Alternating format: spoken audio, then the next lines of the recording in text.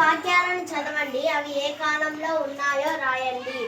First point, Vinitha పాట పాడింది. Second point, Shantan ఊరికి వెళతాడు.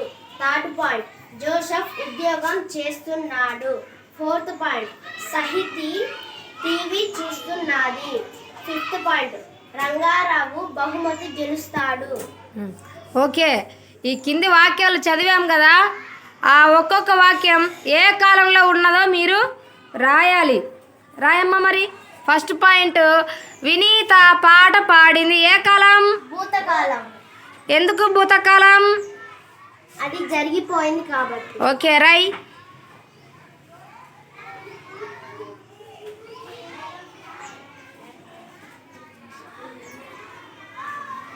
నెక్స్ట్ పాయింట్, శంతన్ ఊరికి వెళతాడు. ఏ కాలం వస్తుంది? భవిష్యత్తు కాలం. ఎందుకు? అది జరగబోయేది. Very good.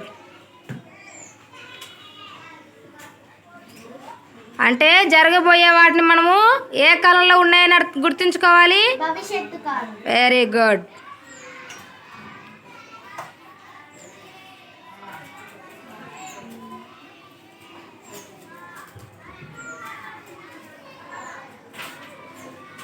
Third point, Joseph ఉద్యోగం చేస్తున్నాడు.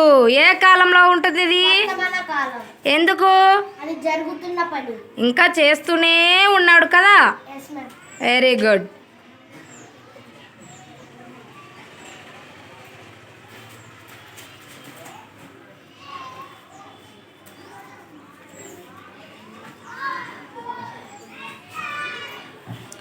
సాహితి టీవీ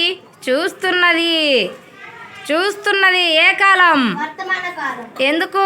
అది జరుగుతున్న పని. ఇంకా చూస్తూనే ఉన్నది అంటే కంటిన్యూగా జరుగుతూనే ఉంది కాబట్టి అది వర్తమానం, ప్రజెంట్. లాస్ట్ పాయింట్ వచ్చేసి రంగారావు బహుమతి గెలుస్తాడు. ఏ కాలంలో ఉన్నది ఈ పాయింట్? కాలం. ఎందుకు? అతను ఇంకా గెలవలేదు, గెలుస్తాడు కాబట్టి అది భవిష్యత్తు కాలం. Very good. అది భవిష్యత్తులో జరగబోతుంది కాబట్టి భవిష్యత్ కాలం.